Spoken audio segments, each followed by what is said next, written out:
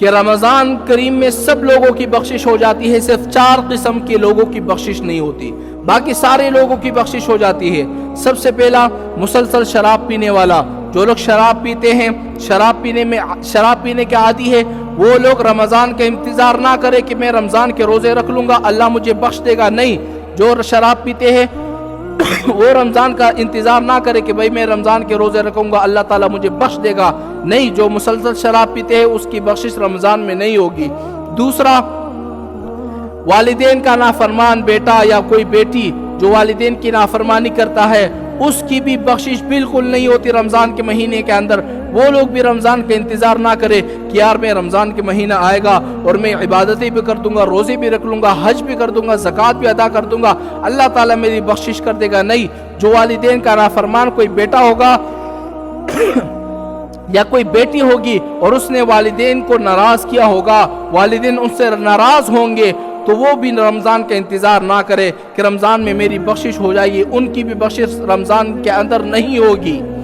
اگر والدین ناراض ہے، آپ سے آپ کا باپ ناراض ہے، آپ کی والدہ اگر آپ کی ماں ناراض ہے، جاؤ رمضان سے پہلے ان سے معافی مانگ لو، ان سے کہو کہ اماں جان، ابا جان، ہم تو آپ کے بیٹے ہیں اور بچوں سے غلطیاں ہو جاتی ہے، مجھے معاف فرما دیجئے۔ آپ دیکھنا جب وہ آپ کو معاف فرما دیں گے، معافی مانگنے سے کوئی انسان چھوٹا نہیں ہوتا، یاد رکھنا، معافی مانگنے سے کوئی انسان چھوٹا نہیں ہوتا، آپ معافی مانگ لیں گے، رمضان کے مہینے پا لیں گے، اللہ تعالیٰ آپ کو بھی بخش دے گا۔ اور تیسرا کون سا شخص ہے؟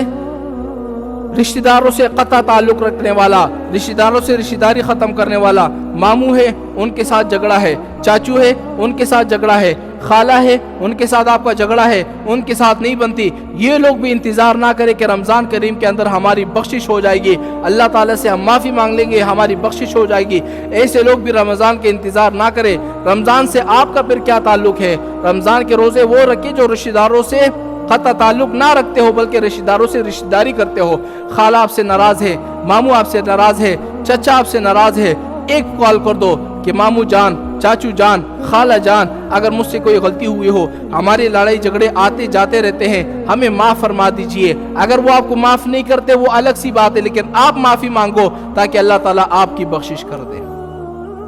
چوتھا کون سا شخص ہے جس کی رمضان کے اندر بخشش نہیں ہوتی؟ چوتھا شخص کون سا ہے؟ دل کے اندر دوسروں کے لیے کینہ اور بغض رکھنے والا۔ بھئی آپ کے دل کے اندر کسی کے لیے بغض ہے یا کینہ ہے، ایسے شخص کی بھی یاد رکھو رمضان کریم کے اندر بخشش نہیں ہوتی۔ ایسے شخص بھی رمضان کا انتظار نہ کرے، یا رمضان آئے گا میں اللہ تعالیٰ سے معافی مانگ لوں گا، اللہ تعالیٰ مجھے معاف فرما دیں گے، نہیں، آپ غلط فہمی میں ہو۔